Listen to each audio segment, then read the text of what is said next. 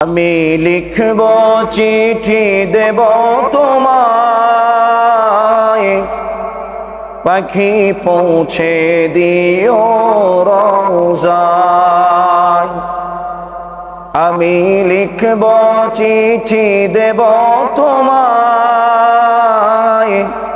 পাখি পৌঁছে দিও রওজায়। আমি থাকব বসে আশায়, চিঠির উত্তর আসবে আমার গায়। আমি থাকব বসে আশায়, চিঠির উত্তর আসবে আমার গায়। আমি লিখব চিঠি দেব তোমায়, পাখি পৌঁছে দিও রওজায়। আল্লাহ তাবারাক ওয়া তাআলা এখানে ফাসাল্লি লিরাব্বিকা ওয়ানহার, এই কথাটার দ্বারা আমাকে আপনাকে বুঝাইতে চান যে তোমরা আজকের এই বরকতময় দিনে, বরকতময় দিবসে তোমাদের দুইটি আমল রয়েছে। প্রথম নাম্বার আমল হলো তোমরা ফাসাল্লি, তোমরা 2 রাকাত ওয়াজিব নামাজ আদায় করবে। আল্লাহ তাবারাক ওয়া তাআলা বলেন এরপরে নামাজ কায়েমের ব্যাপারে আপনাকে সচেতন থাকতে হবে। নামাজ পড়ার ব্যাপারে আল্লাহ তাবারাক ওয়া তাআলা কোরআনুল কারীমে একবার বলেছেন, কিন্তু কায়েমের ব্যাপারে আল্লাহ তাবারাক ওয়া তাআলা কোরআনুল কারীমের মধ্যে 82 বার আয়াতে কারিমান ইরশাদ করে জানিয়ে দিয়েছেন। সুবহানাল্লাহ বলেন, ওয়াল মুকিমিস সালাতি ওয়া মিম্মা রাযাকনাহুম ইউনফিকুন।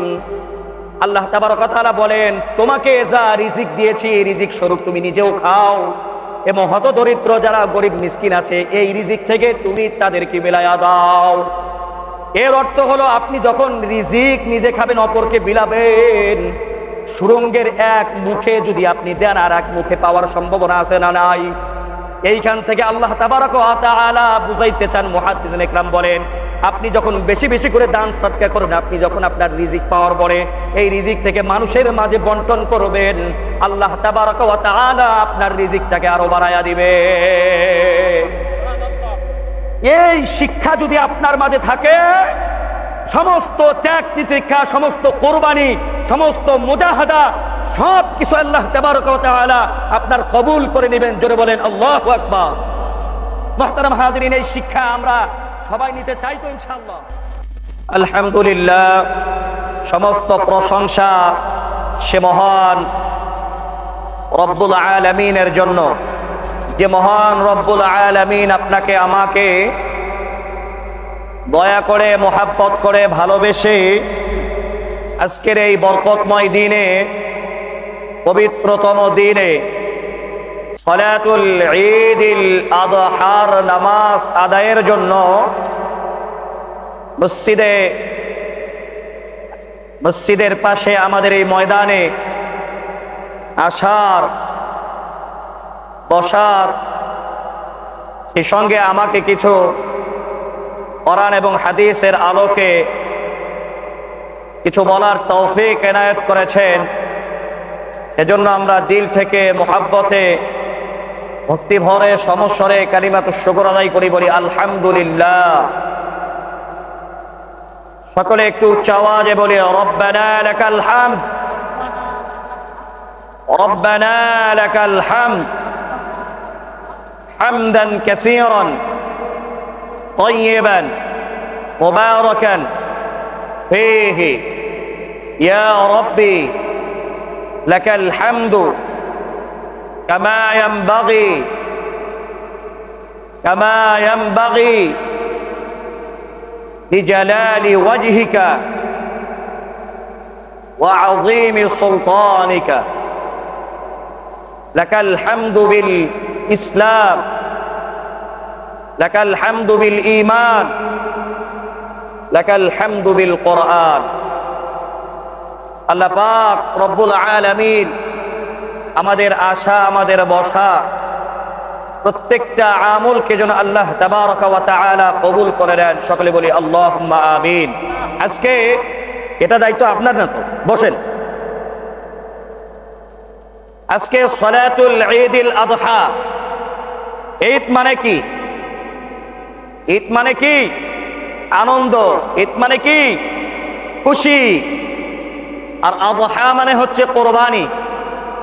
আযহা মানে কি? কোরবানি। আরবিতে বলা হয় উযহিয়া। আরবিতে বলা হয় কি? উযহিয়া, জবেহ করা। কিসের জন্য? আল্লাহ তাবারক ওয়া তাআলার সন্তুষ্টির জন্য। আমরা যে আজকে পশু জবাই করব, এটা কার নামে, কার হক আদায় করার জন্য বলেন তো? একমাত্র আল্লাহ তাবারক ওয়া তাআলার সন্তুষ্টি আদায়ের লক্ষ্যে আমরা কোরবানি করব। তবে শর্ত হচ্ছে আল্লাহ তাবারক ওয়া তাআলা এখানে বলেছেন যে কোরবানি করার আগেই তোমাদেরকে 2 রাকাত ওয়াজিব নামাজ রয়েছে। কি রয়েছে? জোরে বলেন, কি রয়েছে? 2 রাকাত ওয়াজিব নামাজ রয়েছে। এটা তোমাদেরকে আদায় করতে হবে। সুবহানাল্লাহ বলেন। ভাই যারা এসেছি একটু সামনের কাতারে একটু পূরণ করে বসে, ভালো হবে না? এদিক সেদিক ঘুরিয়ে পেঁচিয়ে না বসে সামনের কাতারগুলো একটু ফিল আপ করে বসি, ভালো লাগবে। তো যে কথা বলতেছিলাম, কোরবানি করার আগেই আল্লাহ তাবারক ওয়া তাআলা আমাদেরকে সালাতুল ঈদুল আযহার নামাজ, 2 রাকাত ওয়াজিব নামাজ আমাদেরকে দিয়েছেন আল্লাহ তাবারক ওয়া তাআলা। কেননা এই কোরবানি করার আগে নামাজের মাধ্যমে যেন আমরা শুকরগুজার হতে পারি কার? আল্লাহ তাবারক ওয়া তাআলা। এই জন্য সূরাতুল কাউসারের মধ্যে আল্লাহ তাবারক ওয়া তাআলা বলেন, বিসমিল্লাহির রহমানির রহিম, ইন্না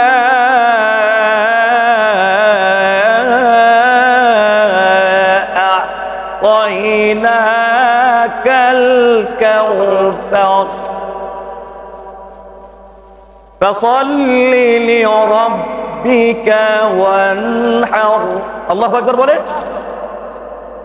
আল্লাহ তাবারক ওয়া তাআলা এখানে ফাসাল্লি লিরাব্বিকা ওয়ানহার এই কথাটার দ্বারা আমাকে আপনাকে বুঝাইতে চান যে তোমরা আজকের এই বরকতময় দিনে, বরকতময় দিবসে তোমাদের 2টি আমল রয়েছে। প্রথম নাম্বার আমল হলো তোমরা ফাসাল্লি, তোমরা 2 রাকাত ওয়াজিব নামাজ আদায় করবে। ওয়ানহার, আল্লাহ তাবারক ওয়া তাআলা বলেন এই 2 রাকাত নামাজ আদায় করার পরে তোমরা এরপরে সন্তুষ্টির জন্য, সফলতার জন্য তোমরা তোমাদের অর্থ সম্পদ দিয়ে ক্রয়কৃত পশুকে তোমরা জবেহ করবে।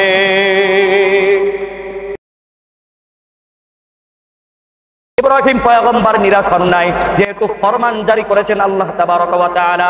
ইব্রাহিম পয়গম্বর সঙ্গে সঙ্গে বিবি হাজরাকে নিয়ে ওই মরুর প্রান্তরে চলে গেলেন। কাবার ঘরের পাশে তিনি অবস্থান করলেন।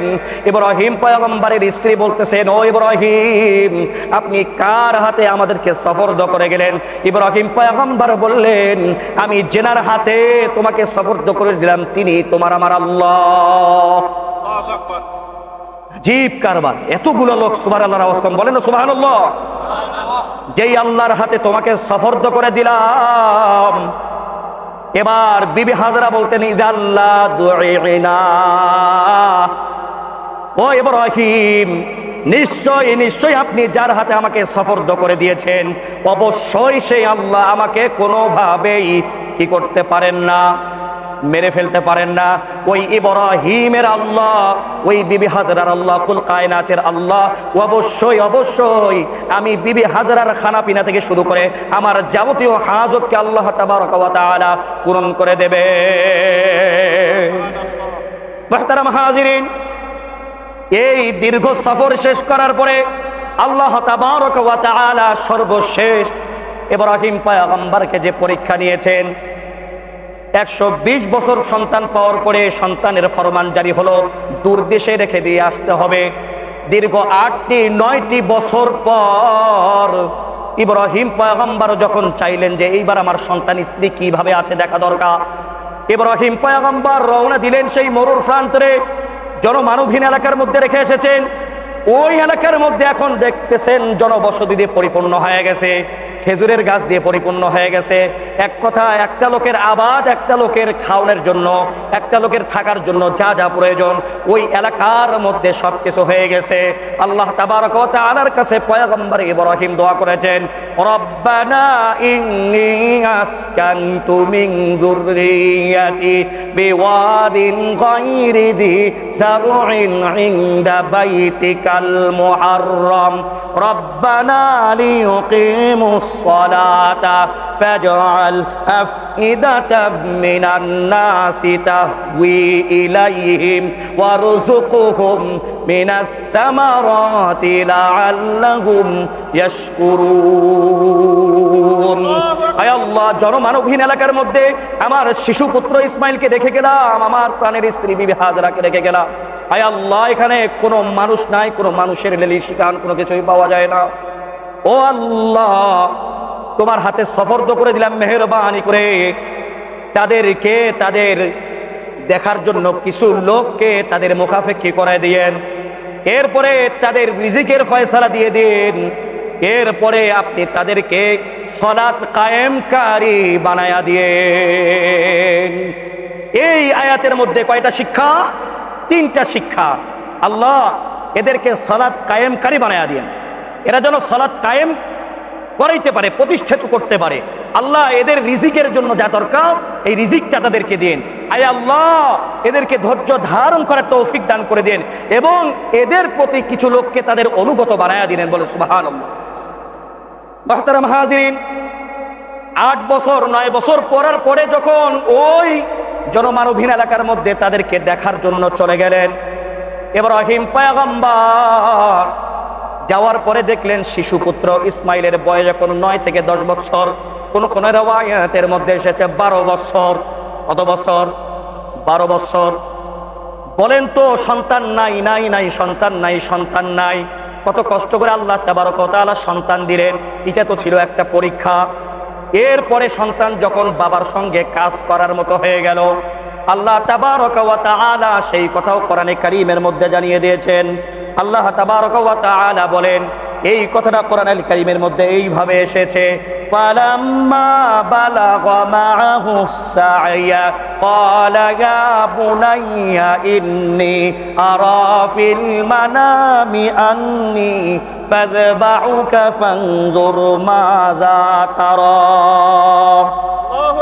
قال يا أبت افعل ما تؤمر ستجدني إن شاء الله من الصابرين। ইব্রাহিম পয়গম্বরকে এবার যে পরীক্ষাটা করলেন, ইব্রাহিম রে, জীবনে যত পরীক্ষা করে যে সমস্ত পরীক্ষায় তুমি উত্তীর্ণ হয়ে গেছো, তোমার সামনে এবার যে পরীক্ষাটাও অপেক্ষমান, আমি দেখতে চাই তুমি তোমার সিদ্ধান্তের বিরুদ্ধে যেতে পারো কি পারো না।